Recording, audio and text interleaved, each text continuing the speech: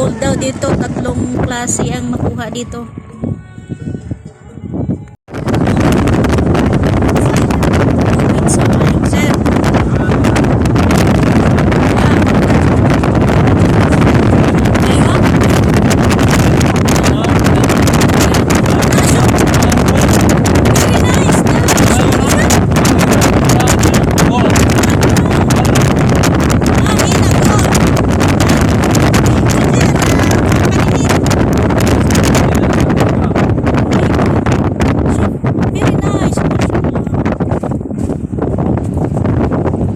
In my first time in my history.